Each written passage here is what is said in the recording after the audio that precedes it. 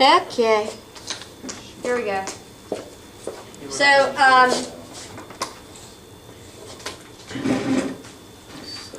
yesterday we talked qualitatively about buffers. Today we need to calculate. So here are the buffer calculations, and here are two problems that you will encounter. So somebody makes a buffer at the pH range that they need it to perform. So you might have a buffer that performs at 7.4, like your body buffer does, and you can calculate the pH of the buffer itself. And this is how you do it. You identify the acid and its conjugate base, or the base and its conjugate, and you write that ratio, always having the acid on top and the base on the bottom.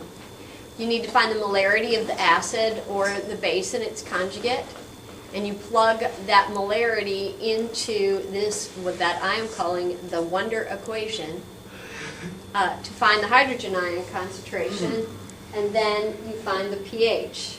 The Wonder equation is a derivation to this equation that you can find on the green sheet. This is called the Henderson-Hasselbalch equation. And yes, if you do some pretty elemental algebra, you can get it from this, and its faithful friend POH, to this. I'm thinking this is supremely easy. Okay?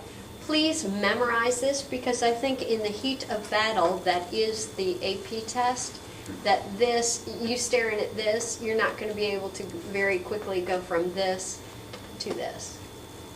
I think you have the brain power to do that without a whole lot of fuss or muss. All right, so that's how you find the pH of the buffer itself. The second part of buffers is to find out how the pH changes after the addition of a strong acid or a strong base. The only thing different between these two calculations is, instead of using molarity in the Wonder equation, you need to use the number of moles. And remember how I made you change that ratio yesterday all over the place, and some of you complained bitterly? This is why you were doing it. Because when you change your buffer into moles of acid over moles of base, depending on the invader, you will either add or subtract the moles of the invader from the acid, or add and subtract the moles of invader from the base, depending on whether the invader is an acid or a base. Okay, it's not, this will become very clear in just a minute. So here we go. Your very first, calculate the pH of a buffer solution composed of 0.5 molar HCOOH and NaCOOH. The Ka is 1.8 times 10 to the negative 4. Step 1, identify the acid or base. We got this, it's an acid. Now you need to find the base in this, and it is there it is. It is the conjugate base right there. Do we need that sodium in there? No. It's just dressing. Okay, now step 2, find the molarity of the acid or the base of the salt. Okay, got it. 0.5 molar, 0.5 molar. Plug into the Wonder equation. Going to right now.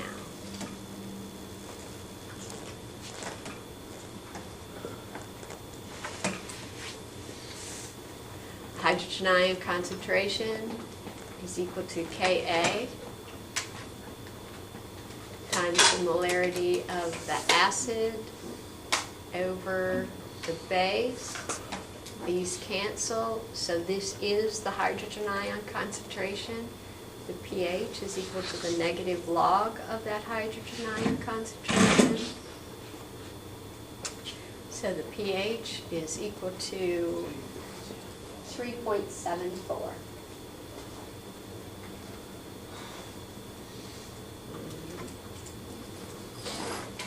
That was pretty simple. That's all right.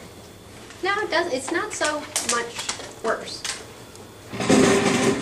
Example 2, exercise 2, says calculate the pH of 1 liter of this above buffer solution after the addition of 10 milliliters of 1 molar hydrochloric acid. Let's stop and talk about what part of the buffer system is going to take care of it.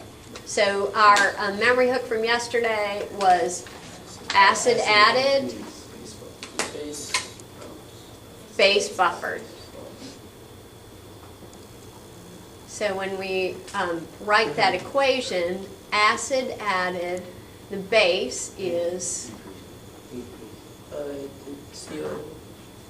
and this is the total change in the buffer system. So this quantity will decrease, and this quantity will increase. How much? By the number of moles of invader that you've added. So we need to turn everything into moles. So moles of the invader can be found using the molarity equation. Molarity is moles over liter, so moles is molarity times liters. So the moles of our invader, we have 1 molar times 0.01 liters. So we have 0.01 moles of our invader. All right, the moles of acid.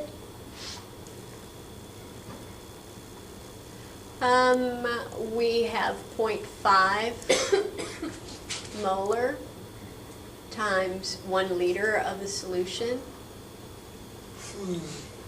So we have 0.5 moles of acid. And for our very first problem, we also have the same amount of our conjugate base.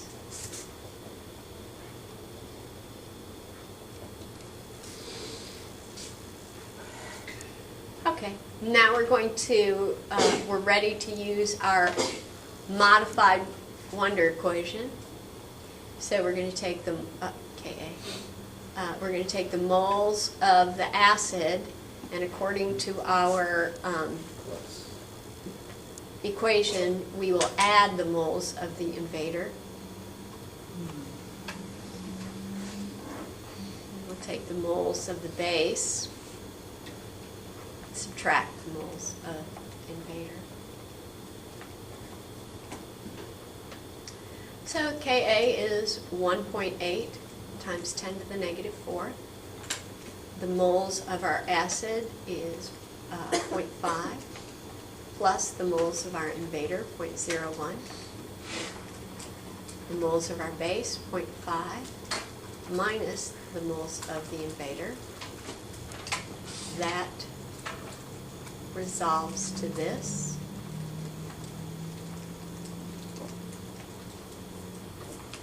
And I hear a lot of clicking, which means people have got the hydrogen ion concentration set. Anybody else besides me get 1.87 times 10 to the negative 4th? Okay. The pH is equal to the negative log of that.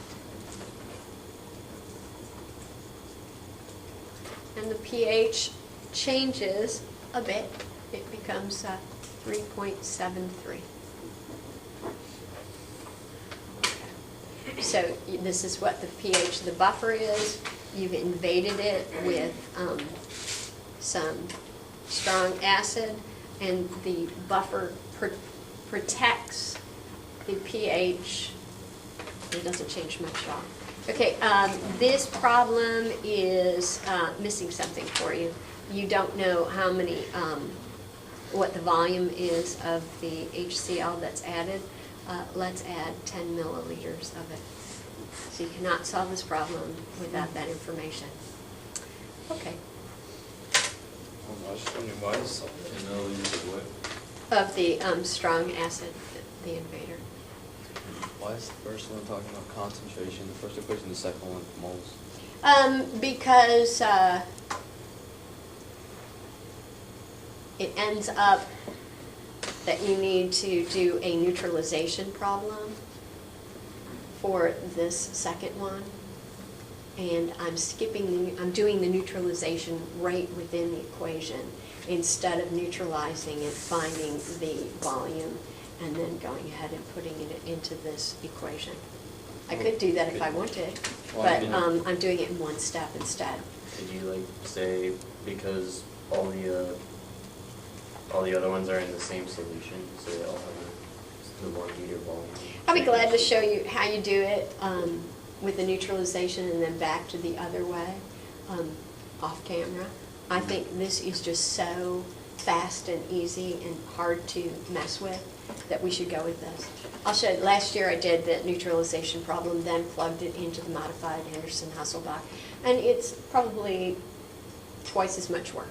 So you don't just find the moles after the I'm not doing this and just then- for grins. No, I know, but then you're not just automatically dividing it by 1 because it's in 1 liter. It's actually supposed to be moles. Okay, the volume will indeed cancel when we do this. The volume, you're right, you can see mathematically, if I did molarity, it would indeed cancel. The reason why I'm doing this is because I need to neutralize the strong acid or strong base that's added first. And when you do the neutralization, it's by a mole by mole stoichiometry. Well, yeah, I understand that, like, you have to Okay. use moles, because you can't just subtract molarity. Right. But I mean, like, whenever you do the actual calculations, like, Mhm. is it just because it'll end up being if you were to divide the moles over the moles, it'd be the same as if you divided the molarity over the molarity because they both are divided by liters? Mhm. Okay, so you're just taking a convenient step. That's I am taking a very convenient step, very convenient. Okay, so here we go, calculate, thank you, that was nice to get on camera because somebody is gonna wonder why. And now we've Yay, covered that, camera people are yay! happy. Okay, calculate the pH of a buffer system consisting of 1 molar acetic acid and 1 molar sodium acetate. The Ka of acetic acid is 1.5 times 10 to the negative 5th. So our buffer system has acetic acid and the acetate ion as its conjugate base. So we are ready to go. They have given us the molarities of both. So the hydrogen ion concentration is equal to the Ka, 1.8 times 10 to the negative 5th, over the concentration of the acid, 1.0 molar, over the concentration of the conjugate, 1.0 molar. And the answer to the following question is no, they are not always the same molarity. I did this for simplicity for our first couple of times. So the hydrogen ion concentration is equal to 1.8 times 10 to the negative 5th. Our pH is the negative log of that value. So this particular buffer on its own has a pH of 4.74. Now to that, we are adding a very small amount of HCl. So acid added, base buffers. The base is the acetate ion.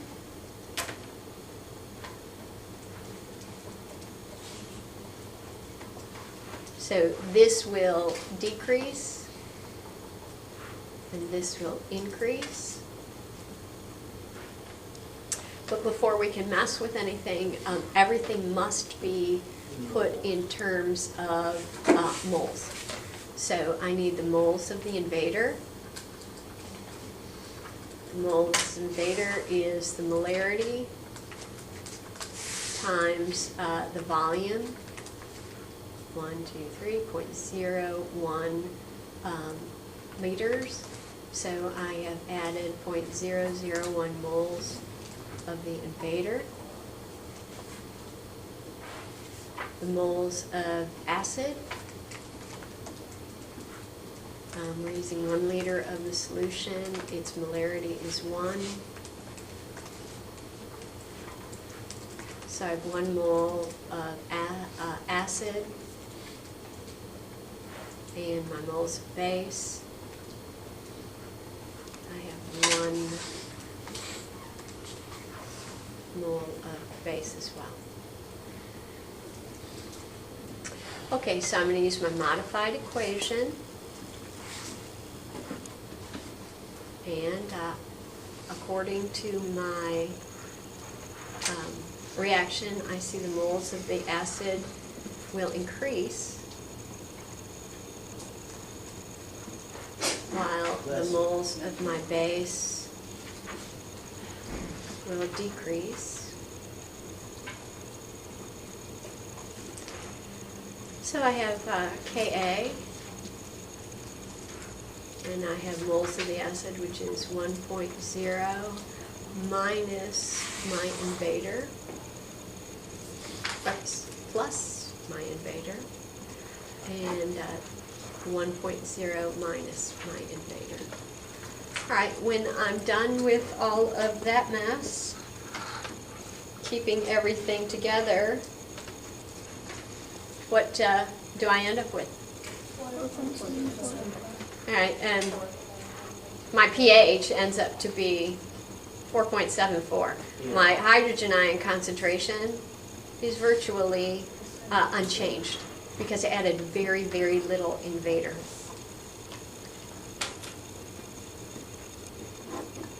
So is it always like that? No. No. But it is for illustrative purposes right this moment in time. Let's see if we can get these to be a tad more interesting. So like those two that we did would be really good buffers. Yes.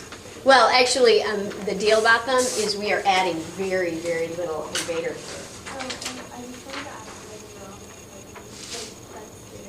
Okay. Okay. All right, let's flip this over and look at exercise 4.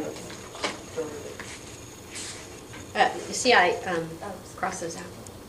A buffered solution contains 0.25 molar NH3 that has a Kb of 1.8 times 10 to the negative fifth, and 0.40 molar NH4Cl. Your first job is to identify the components of this buffer. Name one. NH4. Is, I like NH4 is the NH4 acid. plus is the acid, so it's the conjugate acid. And NH3 then is our weak base. Okay. So, looking good. Except Kb. Your wonder equation always uses Ka. So you do KW. You do KW times K. Okay, let's take care of that. Ka is equal to Kw over Kb, which is 1 times 10 to the negative 14th over 1.8 times 10 to the negative 5th. So Ka is equal to 5.56 times 10 to the negative 10. Problem solved. So it's 5.56 times 10 to the negative 10 over the acid concentration, which is 0.40, over the base concentration, which is 0.25. When I do some math,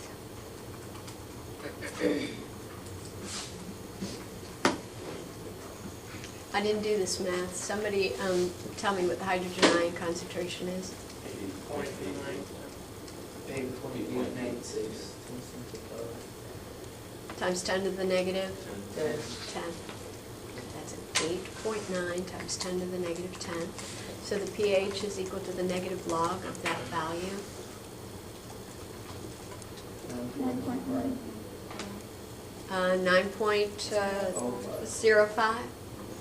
Okay. So we have a basic buffer. Now it says calculate the pH when 0.10 moles of hydrochloric acid is added to 1 liter of that buffered solution. We're getting a lot of use out of our acid-added base buffered scenario. So that would be acid-added base buffers.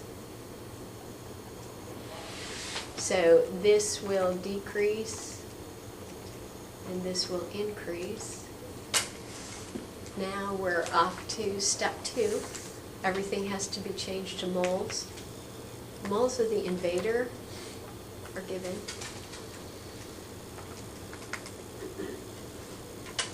Moles of the acid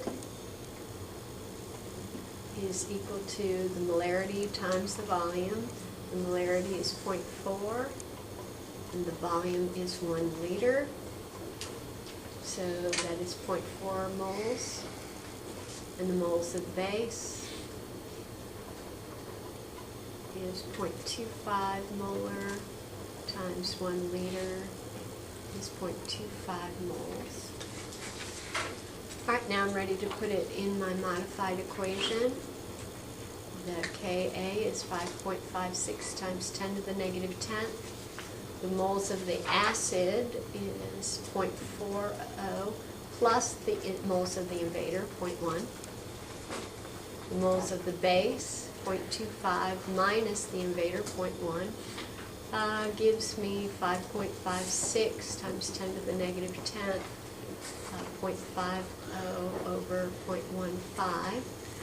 When I do this math, I come out with, I think, 1.8 times 10 to the negative 9. Yeah. The pH is equal to the negative log of that.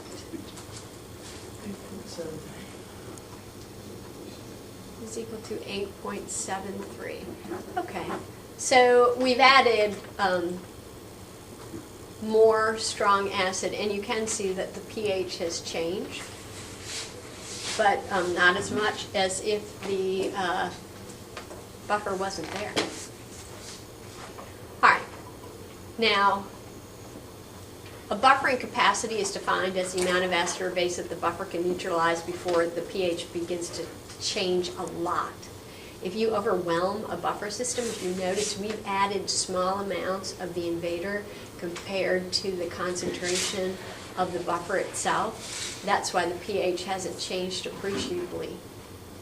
Okay, so the amount that a buffer can handle depends on the Ka for the acid and the concentration of that acid and base. So if the Ka is large and the buffer is, and the concentration of the buffer is great, the capacity or the amount of invasion that the buffer can withstand is also large. And buffers have a range over which they can work.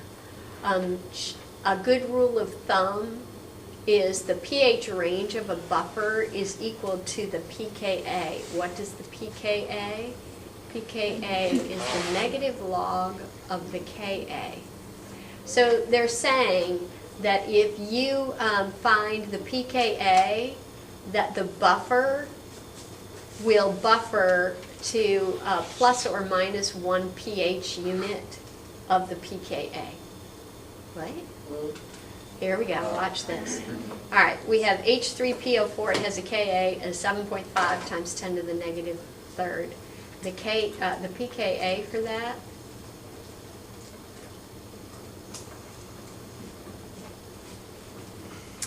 is 2.12. That means effectively this buffer will operate in a pH range of 1.12 to 3.12. If we take this, also a weak acid, and take its pKa,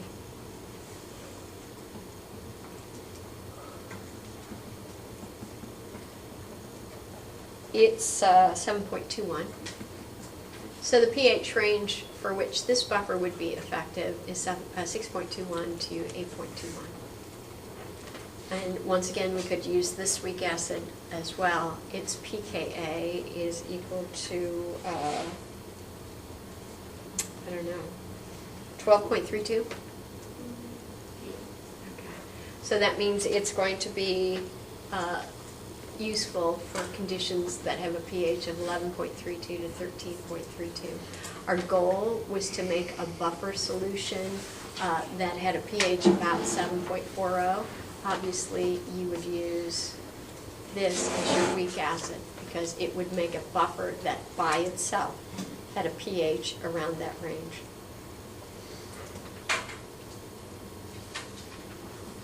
Okay, that was not so terrible in terms of degree of difficulty. Now I would like you to work on, no, you're not hanging out.